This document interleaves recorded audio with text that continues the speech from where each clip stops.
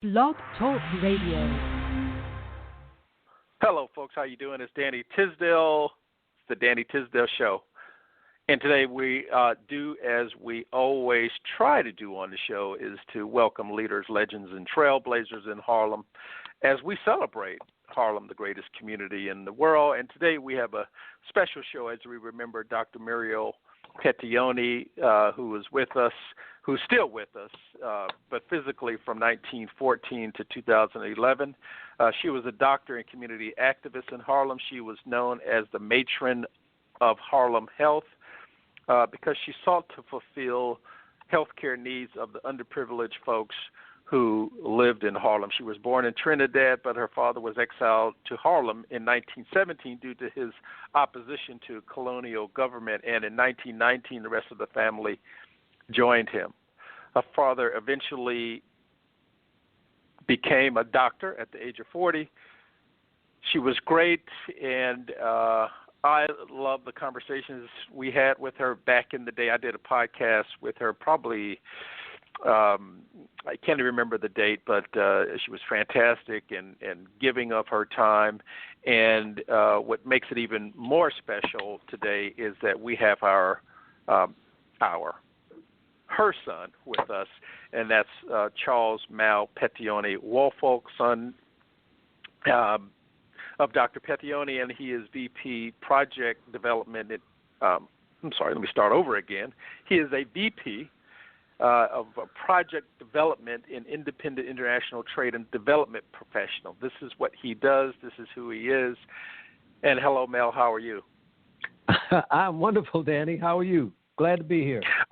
I'm doing great and glad to have you on the show, and even better that we get a chance to think about and talk about leaders, legends, and trailblazers in Harlem. And we have this special opportunity to talk about your mother, Dr. Muriel Petioni. And I wanted to ask you what comes to mind when you think, when somebody ask you, what do you remember about the public work that your mother did? Is there anything that comes to mind specifically? What do I remember about the public work? Gosh, there is so much that I remember because I was kind of drafted from 8 years old on, but essentially,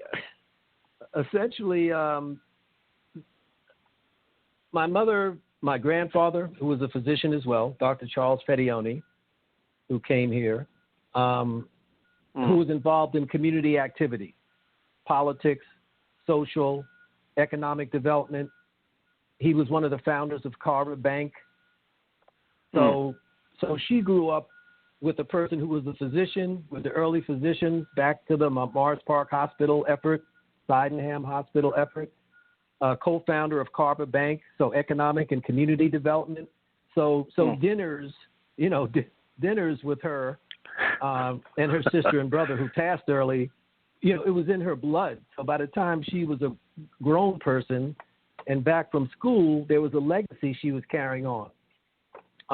Quite briefly, my grandfather, before he was invited to leave, as the British say, for being disruptive in Trinidad, he had been a co-founder of the Penny Bank in Trinidad because to give a chance for people with modest incomes to have a bank account and give themselves that sense of pride. And all they had to have was literally a penny to open an account. So he did that in Trinidad before he came here. So there had been a family history of not only rebellion, but positive community development. And that's pretty incredible. And if I did it over again, I would have asked you about that history first to go back before we go forward. But I want to do that is to go back maybe a little further back, maybe a lot.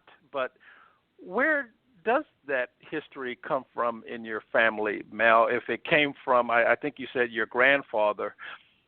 Before him, there must be some deep community involvement, I guess politically also. Where did that come from? Your parents, or? Well, that on my mother's side, that came from the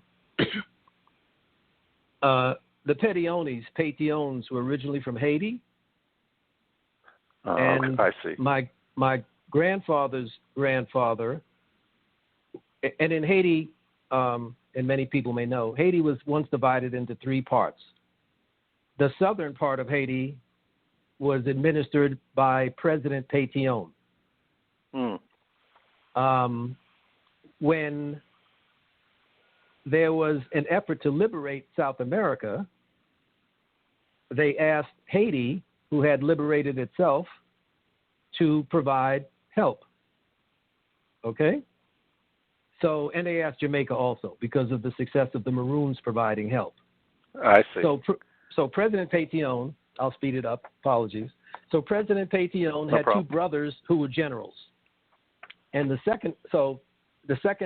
youngest general of the two was sent to work with the liberation of Grand Colombia, et cetera, et cetera, et cetera. And that is my grandfather's grandfather. So we were, revolutionaries, nation builders, it was in the bloodstream by the time. So he grew up with that, and he kind of passed it on that, you work hard, you do what you can, you dedicate yourself to the efforts in the community beyond yourself, you share generously, you listen to everybody you can. And, for instance, the penny bank was the result of him listening to the regrets of other people and then figuring out what he could do to solve the problem. So he just led the charge, and then people followed. Took up the mantle, and what an incredible story. What made the family come to Harlem? They could have been, I guess, exiled, as my notes say, to Harlem in 1917. They could have gone to the West Coast, maybe. They could have gone to, let's say, other places in the United States. Why Harlem? Well, do you know? And it was at the forward edge of it, but a couple of things. First of all, the Harlem Renaissance only happened in Harlem. So, that was world known. Made sense to come here, right? Yeah, believe it or not.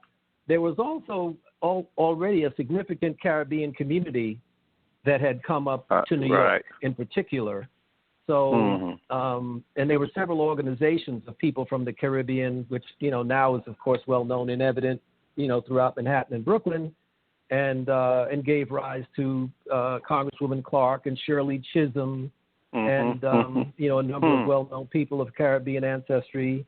So there was a community here that was supportive to nation building, to cooperative economic development, to political, self-guidance and design, and to anti-colonialism too, right? So, one found themselves here with like-minded people with similar values, which amongst other things, and I'm kind of going off my, the focus, but amongst other things resulted in my father being Marcus Garvey's physician when he was in the United States. Wow. So we were tied. What a history. Yeah, tied publicly to the effort. And so my mother knew from an early age, she will say, growing up in the house, she wanted to be a physician when she was 9 years old. And she also, in her concept of being a physician, it was healing in all and every way that your community needs or that will be supportive to your community. So it was the physical healing, it was the, emotional, psycho-emotional, psychosomatic healing. It was the aspirational healing of folks that have, challenged dreams and expectations. How do you heal that? That sense of can't do it, won't be accepted, not worthy.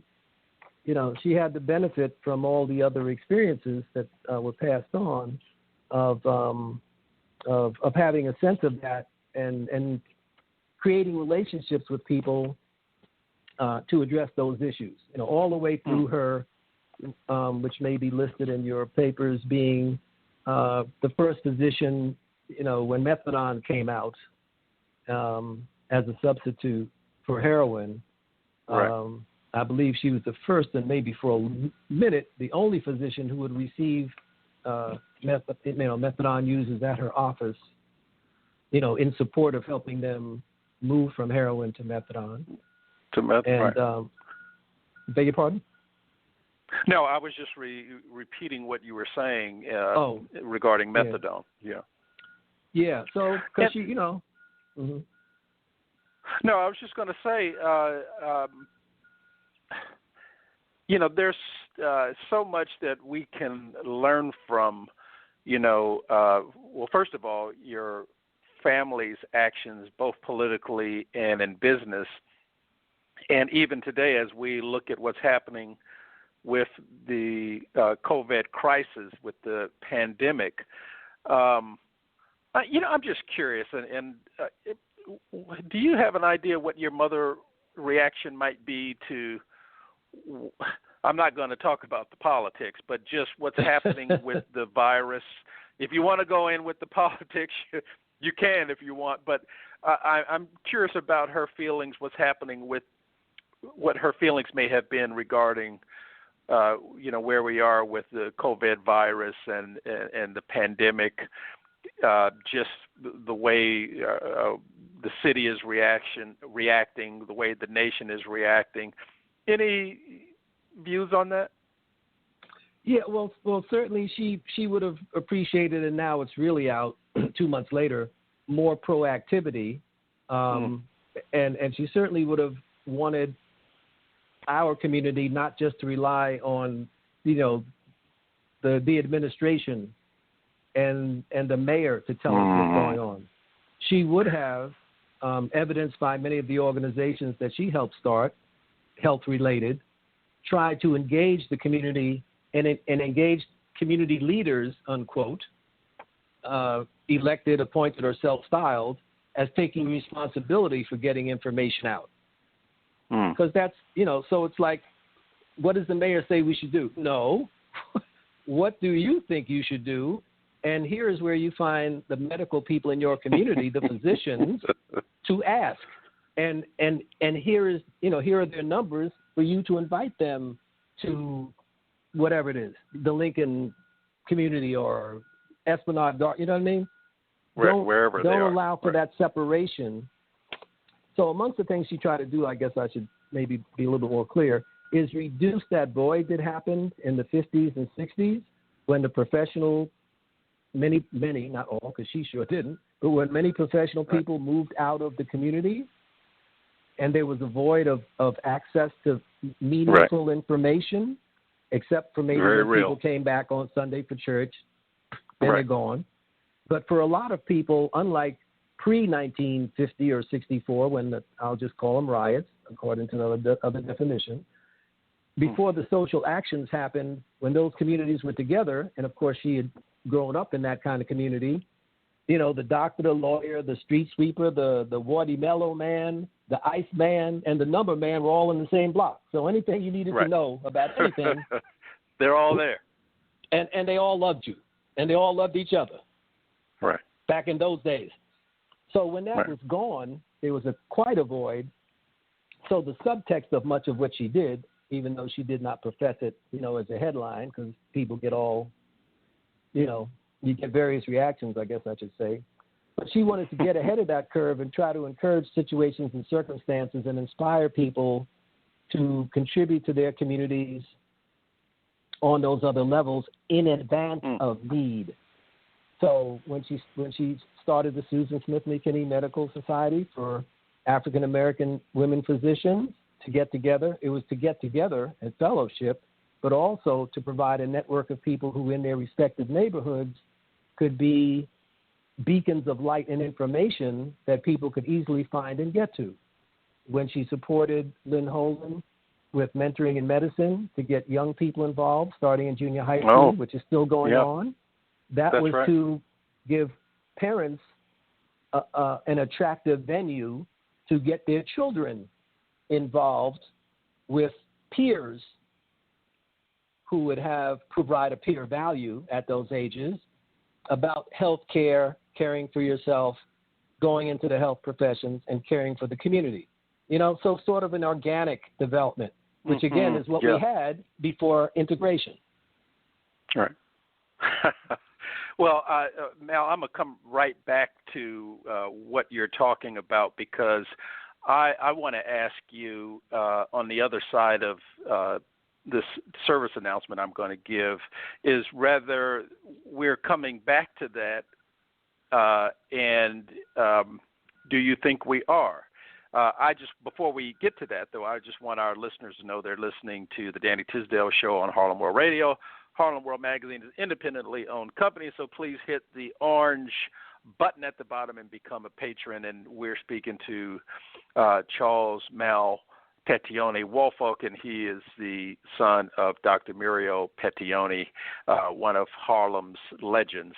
And we're talking about the sense of community and being part of the community and giving back to the community that you love and are a part of. And I wanted to ask Mal if you, some would say that we've lost that. Do you think that that sense of community, we know we need it, is coming back? If not, how do we fix it?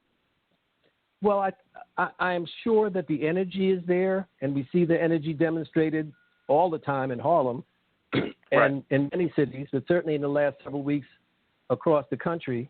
What I'm pretty sure is needed is for more programmatical exchange between our existing organizations.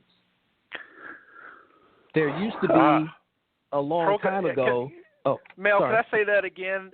Programmatic change and exchange, please. Exchange, and yes, that's interacting with each other.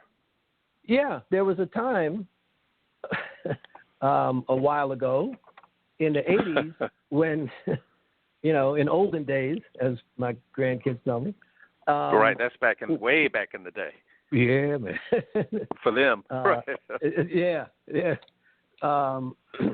When the leaders of the 100 largest African American organizations would meet annually to do that. What are you doing? When are you doing it? What's your focus for the year? When is your convention so we don't compete? Right. And how can we complement for your constituency what you need to get out, but is not this year's focus? Other cultures do kind that of coming all together the time. to get on the same page. Get on the same page and create a Congress of common effort to the respective communities rather than a competition in those communities. I remember hearing about that happening annually and have forgot about it. But that is extremely important, especially as I think about where we are today in 2020. Knowing where each one of us are regarding politics or a political issue, how we feel about it, and how we take action on it. I guess we thought social media would bring us closer together in that way. We haven't quite gotten there yet. We haven't because I think, I know, and with 20 of my other hats on, but what I'm pretty much convinced of is that people need to be approached personally and be given a chance to participate personally. Not via media, not at arm's length, not anonymously onto something where you're just a number and nobody knows who you are. Right. My experience in that, which has been passed on to me, is that people do not respond to anonymity. People respond to. There was a play out at one time called "No Place to Be Somebody."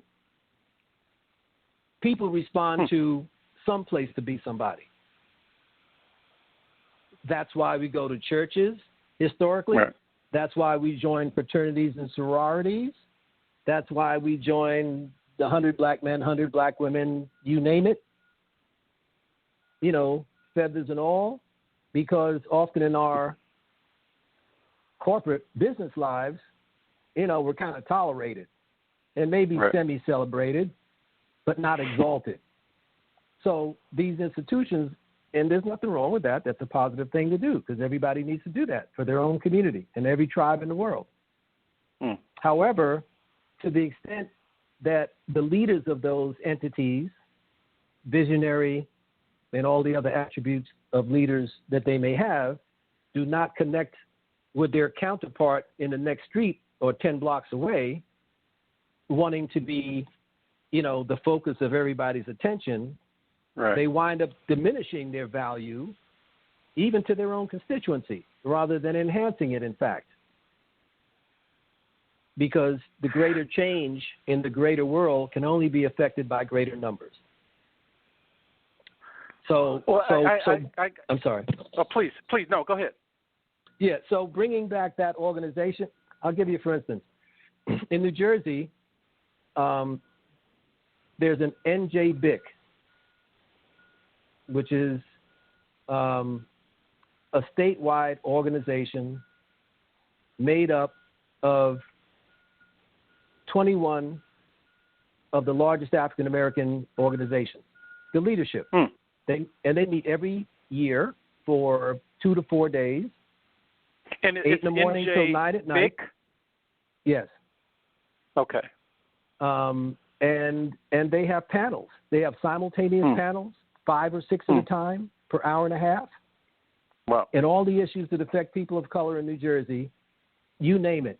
Education, law and order, job, corporate management, veterans affairs, everything. Children's affairs. They do that. And they've been doing it almost 40 years now. And amazing. I have tried to sorry. No, I was just saying amazing. It's a great program.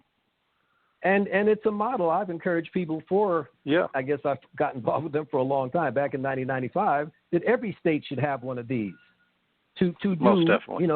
What I first mentioned. Okay, you can't get together nationally. You should be able to get together with all the statewide chapters of the national organizations to discuss your programs and plans and interests, but also your resources and your contacts. Because resources and contacts at the political and legislative level, respond to votes and money, rather than try to keep your relationship with congressperson so to yourself. Let all the Congress people know we share that. There you go. You and your colleagues in the state, represent 80,000 people or 150,000 people, which is what happened. Certainly. Would happen. Yeah. So my mother was working in that frame of I'll work with 100 Black women. I'll work with Susan Smith McKinney. I'll work with Harlem Hosptial. Every place that they'll take me, I'll work with Columbia School of Social Work. Every place that I'll work with the Harlem Elders and the Role Models Program. I'll work with AHEC, American Health Education, 2 or 3 hours a week. So 6 days a week, I can tell you, from as long as I can remember, she was working with organizations that had a constituency that were trying to do something positive in order to be kind of a liaison between those organizations to encourage them to be supportive to one another's efforts. And that's what I think, if we could get a few more people to see life that way, it would be great. And we get a lot done. Yeah, if we get so much done. Right. And the reason... Sorry. Mel, I just wanted to ask you, because as I suspected, we're at the 6-minute mark, and I knew that a 30-minute conversation was going to just be a teaser. But I wanted to ask you about a little bit about yourself, and that you are working in trade and development. You're a trade and development professional. Not in politics, and not, and at least as a profession. Let me put it that way. Why not? Why not what, sir? Why not work as a elected official? Well, why not? How come you haven't become an elected official to carry on some of the work that that's in your genes? Well, obviously, nobody in the family elected to be the person who actually was the first line of tomato reception. And I follow that tradition. Well said. But also, I read a line, political science economics major a million years ago, but I read a line someplace that said, politics is a handmaiden of economics. And along with the guidance of my then political science teacher, it was that, hey, all these people are well known, but they are well known because of the economic might behind them. Right. And the fast forward was, all of this started in history because the folks who control the economics of the tribe and the community needed somebody who would protect their interests and assigned or elected somebody sheriff or whatever sheriff, marshal, president, prime minister. But all of that came from Marshal. People being assigned to protect the wealthy people's status and station and resources.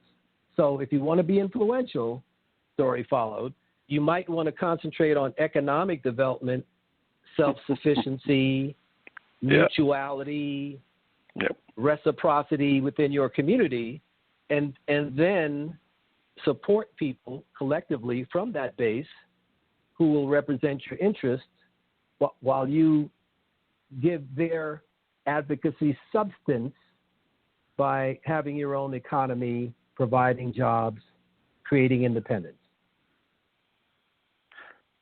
I just love everything that you're saying because it echoes my own values and the things that we try to do in our mission at Harlem World Magazine. As you speak, it's just a big smile on my face.